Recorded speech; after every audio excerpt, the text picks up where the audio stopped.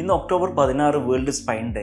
നമുക്കറിയാം, ജീവിതത്തിൽ ഒരു തവണയെങ്കിലും ഈ പറഞ്ഞിരിക്കുന്ന നടുവേദന, കഴുത്തുവേദനയൊന്നും അനുഭവിക്കാത്തതായിട്ട് ആരും തന്നെ ഉണ്ടാവില്ല എന്നുള്ളത്.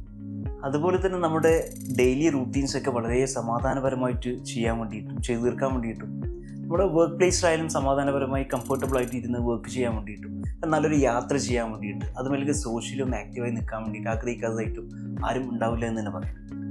ഈ പറഞ്ഞിരിക്കുന്ന കാര്യങ്ങളൊക്കെ വളരെ കംഫർട്ടബിളായി ചെയ്യാൻ വേണ്ടിയിട്ട് നമുക്ക് ഫിസിക്കൽ ഫിറ്റ്നസ് അനിവാര്യമാണ്. വൺസ് നമുക്കൊരു ഫിറ്റ് ബോഡി ഉണ്ടെങ്കിൽ മാത്രമാണ് നമുക്കൊരു ഫിറ്റ് മൈൻഡും കൂടി സെറ്റ് ചെയ്യാൻ വേണ്ടി പറ്റുള്ളൂ. ആദ്യകാലങ്ങളിൽ ഒരു 50 വയസ്സിന് ശേഷമാണ് നമ്മൾ കോമൺ ആയിട്ട് ഇങ്ങനെയുള്ള നടുവേദനകളൊക്കെ കാണുന്നത്. പക്ഷേ ഇപ്പോൾ അങ്ങനെയല്ല. ഇപ്പോൾ പ്രായഭേദമന്യേ ചെറിയ കുട്ടികളടക്കം 10 വയസ്സിന് മുകളിലുള്ള കുട്ടികളടക്കം നമ്മൾ ക്ലിനിക്കിൽ ഇങ്ങനെ പല പ്രശ്നങ്ങളായിട്ട് നടുവേദനയും കഴുത്തുവേദനയൊക്കെ ആയിട്ട് അപ്രോച്ച് ചെയ്യുന്നുണ്ട്. എനിക്ക് തോന്നുന്നു കോമൺ കോൾഡ് കഴിഞ്ഞാൽ വളരെ കോമൺ ആയിട്ട് കണ്ടുവരുന്നൊരു പ്രശ്നമാണ് നടുവേദന എന്നുള്ളത്.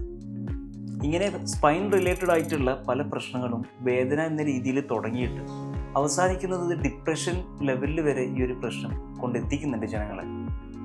ആദ്യഘട്ടങ്ങളിൽ ചെറിയ വേദനയിൽ തുടങ്ങി, അത് നടുവിനാവാം, കഴുത്തിനാവാം, പിന്നെ അത് കൈയിലേക്കും കാലിലേക്കും റേഡിയേറ്റ് ചെയ്യുന്നൊരവസ്ഥ, അത് കഴിഞ്ഞാൽ പിന്നെ തരിപ്പിലേക്ക് എത്തുന്നൊരവസ്ഥ. അതും ആ ഒരു ലെവലിൽ നിങ്ങൾ ട്രീറ്റ് ചെയ്തിട്ടില്ലെങ്കിൽ പിന്നെ ബലക്കുറവ്, ഇങ്ങനെയുള്ള ഒരു ലെവലിലാണ് ഈ ഒരു അസുഖം പ്രോഗ്രസ് ചെയ്ത് പോകുന്നത്. ഇതിന് പല കാരണങ്ങളുണ്ട്. പല മെഡിക്കൽ കണ്ടീഷനുകളും അനുബന്ധിച്ച് വരുന്ന നടുവേദനകളുണ്ട്. അതുമല്ലെങ്കിൽ നമുക്ക് മെക്കാനിക്കലായിട്ട് ഉണ്ടാകുന്ന പല സ്ട്രക്ചറൽ പ്രശ്നങ്ങൾ കാരണം ഉണ്ടാകുന്ന നടുവേദനകളുണ്ട്.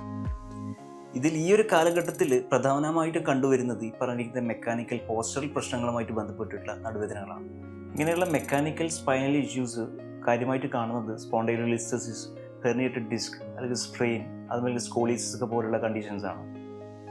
ഇങ്ങനെയുള്ള വിഷയങ്ങളുടെ പ്രധാന കാരണം നോക്കുകയാണെങ്കിൽ ലാക്ക് ഓഫ് എക്സസൈസ് അല്ലെങ്കിൽ ഇംപ്രോപ്പർ പോസ്റ്ററൊക്കെയാണ് പ്രധാനമായിട്ട് കാരണമായിട്ട് പറയാനുള്ളത്. ക്ലിനിക്കിൽ ഒരു രോഗി വന്ന് അപ്രോച്ച് ചെയ്യുന്നത് എപ്പോഴും ഇങ്ങനെയുള്ള വേദനകൾ നല്ല സിവിയറായി മാറുമ്പോഴാണ്. ഒരു തരിപ്പിലേക്കോ അല്ലെങ്കിൽ ബലക്ഷയം തോന്നുക, അങ്ങനെയുള്ള പല വിഷയങ്ങളാകുമ്പോഴാണ്, ആ ഒരു സ്റ്റേജിലേക്ക് എത്തുമ്പോഴാണ് രോഗികൾ വന്ന് അപ്രോച്ച് ചെയ്യുന്നത്. എപ്പോഴും നിങ്ങൾ ഇതിനെ നല്ല സീരിയസ് ആയിട്ട് തന്നെ കണ്ടിട്ട് പെട്ടെന്ന് നമുക്ക് പെയിൻ വന്ന ഉടനെ തന്നെ ഒരു ഡോക്ടറെ, വിദഗ്ധനായിട്ടുള്ള ഡോക്ടറെ കണ്ട് കൺസൾട്ട് ചെയ്ത് അതിനുള്ള ട്രീറ്റ്മെൻറ്റ് പ്ലാൻ ചെയ്യുക എന്നുള്ളതാണ്. സ്പൈനൽ ഇഷ്യൂസ് എങ്ങനെ തടയാമെന്നുള്ളത് നോക്കാം. പ്രോപ്പറായിട്ട് 20 മുതൽ 30 മിനിറ്റ് വരെയുള്ള വ്യായാമം, അതുപോലെ നല്ല രീതിയിൽ ബോഡി വെയ്റ്റ് മാനേജ് ചെയ്യാൻ വേണ്ടി ശ്രദ്ധിക്കുക. വർക്ക് പ്ലേസിൽ യൂസ് ചെയ്യുന്ന ഡെസ്കും ലാപ്ടോപ്പൊക്കെ ഹൈറ്റ് അഡ്ജസ്റ്റ് ചെയ്യാൻ വേണ്ടി ശ്രദ്ധിക്കുക. ഇരിക്കുന്ന ചെയറിൻ്റെ ബാക്ക് സപ്പോർട്ടും അതേപോലെ തന്നെ നമുക്ക് ഫുഡ് സപ്പോർട്ട് ഉണ്ടോ എന്നുള്ളത് ഉറപ്പുവരുത്തുക. സ്മോക്കിംഗ് പോലെയുള്ള ഹാബിറ്റ്സ് ഉണ്ടെങ്കിൽ അത് ഒഴിവാക്കുക. വർക്ക് പ്ലേസിൽ ഉപയോഗിക്കുന്ന ബാഗ് വൺ സൈഡ് ബാഗ് ആണെങ്കിൽ അത് 2 സൈഡും ഉപയോഗിച്ചിട്ട് ബാലൻസ് ചെയ്യാൻ വേണ്ടി ശ്രദ്ധിക്കുക. വർക്ക് പ്ലേസിൽ കണ്ടിന്യൂസ് ഇരിക്കുന്ന ആളെ സംബന്ധിച്ച് ഓരോ ഹാഫ് ആൻ അവറിലും വേണ്ടിയിട്ട് ചെറിയ നടത്തൊക്കെ നടന്നിട്ട് തിരിഞ്ഞ് ഇരിക്കാൻ വേണ്ടി ശ്രദ്ധിക്കുക. അതുപോലെ ഹൈ ഹീൽസ് യൂസ് ചെയ്യുന്ന ആൾക്കാർ അത് ഒഴിവാക്കുക. അതുപോലെ മെന്നിൽ വാലറ്റൊക്കെ ബാക്ക് പോക്കറ്റിൽ യൂസ് ചെയ്യുന്ന ആൾക്കാരുണ്ട്, അങ്ങനെയുള്ള ഉപയോഗം ശ്രദ്ധിക്കുക. ജിമ്മിനൊക്കെ പോകുന്ന ആൾക്കാർ വളരെ കെയർഫുള്ളായിട്ട് വെയിറ്റ് ലിഫ്റ്റ് ചെയ്യാൻ വേണ്ടി ശ്രദ്ധിക്കുക. അതേപോലെ പല ബ്രേസസും യൂസ് ചെയ്യുന്ന ആൾക്കാരെ കണ്ടിട്ടുണ്ട്. ചെറിയ വേദന വരുമ്പോഴത്തേക്കും കഴുത്തിന് കോളർ ഇടുക, അല്ലെങ്കിൽ പിന്നെ പെൽവിക് ബ്രേസ് യൂസ് ചെയ്യുന്ന ആൾക്കാർ അത് റെഗുലറായിട്ട് യൂസ് ചെയ്യുന്നത് കൊണ്ട് നമ്മുടെ മസിൽ വീക്കാകുകയും പിന്നെയും കണ്ടീഷൻ മോശമാകുന്ന അവസ്ഥയിലേക്കാണ് എത്തിക്കുക. അപ്പം അങ്ങനെയുള്ളതിൻ്റെ ഉപയോഗമൊക്കെ വളരെ കുറക്കാൻ വേണ്ടിയിട്ട് ശ്രദ്ധിക്കുക.